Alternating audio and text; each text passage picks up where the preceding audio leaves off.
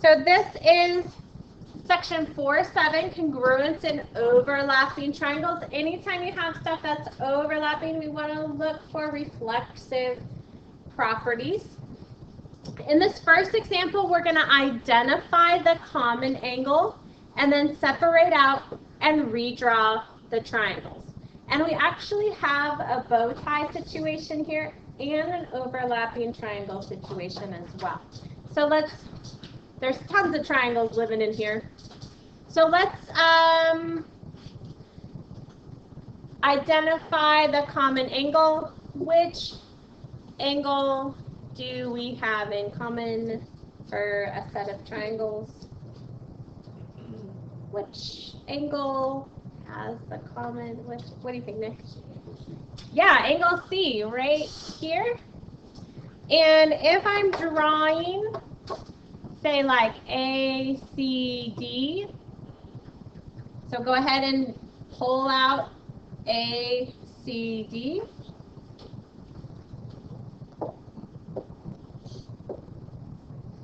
And let's pull out his matching buddy, BCB.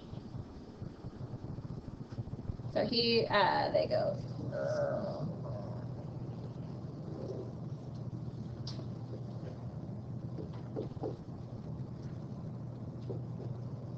And you look, C is the one that is their matching angle.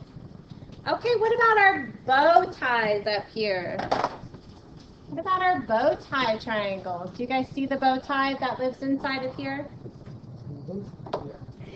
Yeah, so let's go ahead and highlight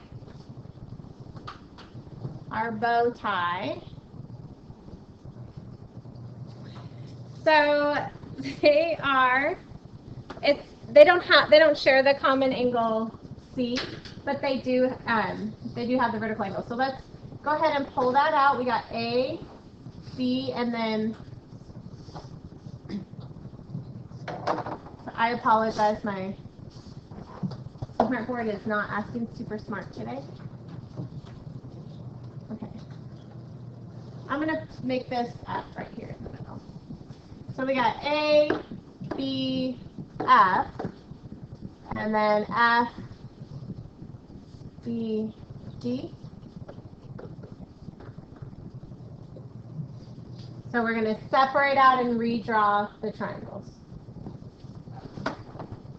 Okay, so let's read the instructions again. Identify the common angle. So let's go ahead and identify that. Angle C is the common angle. And this is what I want you guys to do on all of your exams. Before you move on to the next problem, read the instructions to the problem to make sure because even though I talked about it with you that C was the common angle, I didn't truly identify it. So if this was on my test, I would have gotten this wrong because I didn't identify the common angle. Separate out and redraw the triangles. Done and done. Okay. Example 2. Oh yeah, it's a proof. Super fun. I was thinking all weekend, hey, I hope we get a proof. So we're going to go statement and reason.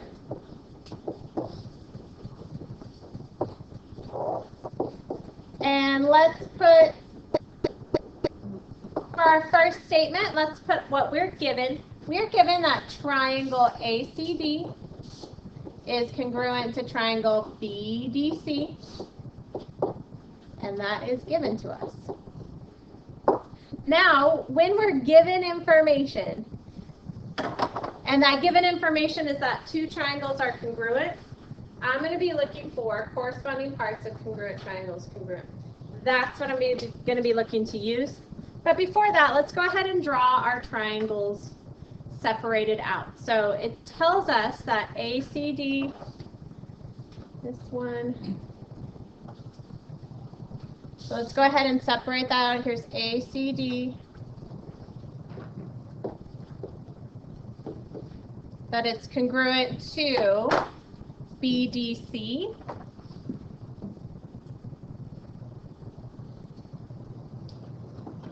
I'm going gonna just go boom, B, D, C.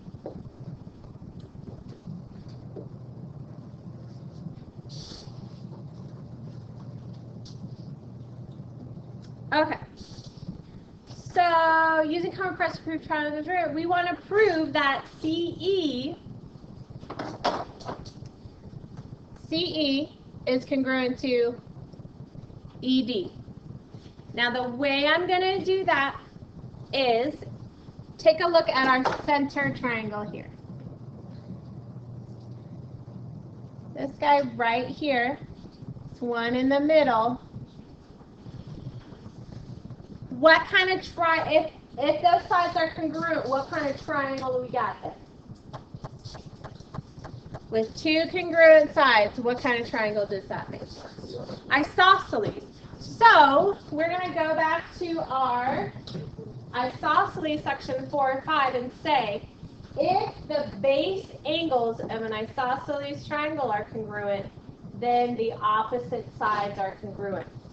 So we need to prove that the angle, this angle right here, let me make it move. So this angle right here, this base angle here, is congruent to this angle here, angle D, on this one right here. And we can say that those two angles are congruent. So angle D is congruent to angle C because corresponding parts of congruent triangles are congruent. We can say these little pieces here, and let's be specific. Let's not just say angle D, let's say angle EDC. And let's not just say angle C, let's say angle ECD. So it doesn't get confused with this angle C right here and this giant angle D right there.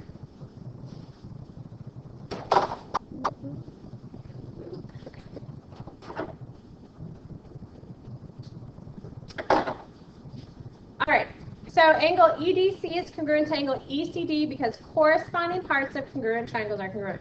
They gave us that the triangles were congruent. Now we can say this part here.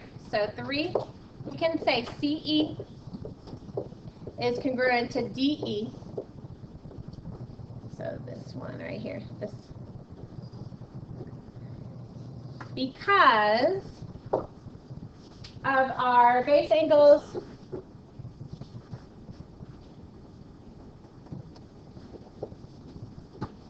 when the base angles are congruent, base angles of a triangle are congruent, then the sides opposite are also congruent.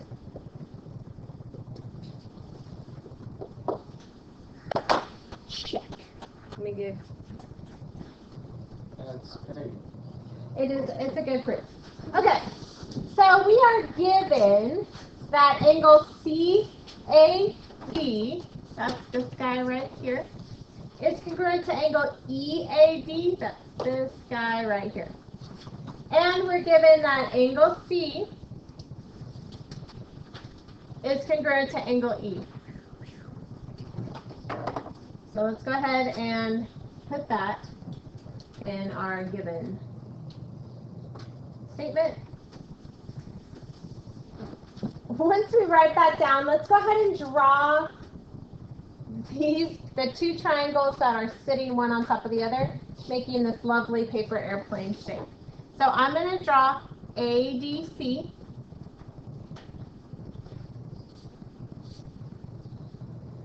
Here's A, here's D, and here's C. I know, I'm freehand drawing. Don't judge. And then we're going to draw the one that's on the bottom, ADE. So it's like it's the two halves of our paper airplane. We got A, D, E. According to the given information, this angle here is congruent to this angle here. And then this guy at our tail is congruent to this guy at our other tail. So we've got two angles congruent. And what do we know, especially when triangles overlap? What do we know? When two triangles overlap, we want to look for the one that is the same due to reflexive property. So take a look at our two green triangles here. Which ones are the same? AD. So let's put that down. So AD is congruent to AD.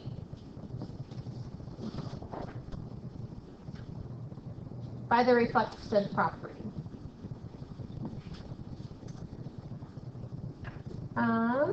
We can comfortably say, I'm thinking I want to add another. I was going to jump right to triangle ADE, congruent to triangle ADC by angle, side. But what's the problem with that? So you guys can ponder. Okay, so after careful consideration, we are clear to use angle, side. So we have angle, side congruent. So this angle, and this side congruent. So we could say triangle ADE is congruent to triangle ADC by angle, side. Check. Now, once we say two triangles are congruent, what are we going to do with that? What should the next statement be? Once we have two triangles congruent, we want to look to corresponding parts of congruent triangles are congruent. We may not be able to do that in this scenario, but we're definitely looking at it. Okay, so we want to see BD congruent to FD. Let's see where that is on our diagram. BD is right here. FD is right here.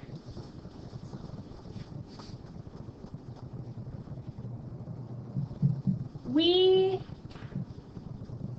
cannot use corresponding because of that BD and FD are not on this triangle.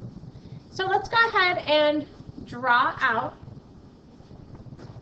this little bow-tied triangle. Let's go ahead and separate that out so we can see that a little bit better.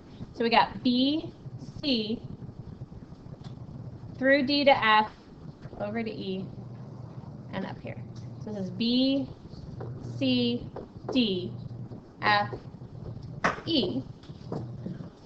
We know that angle C is congruent to angle E.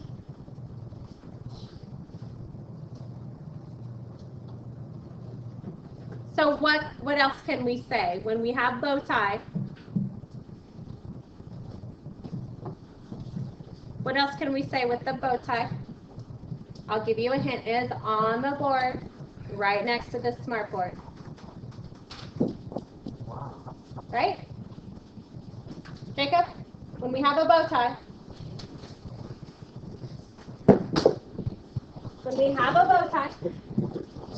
what can we say? What do we look for on a bow tie? Vertical angles. So we're going to say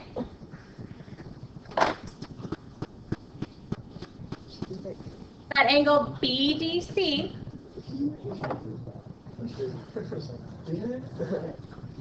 is congruent to angle EDF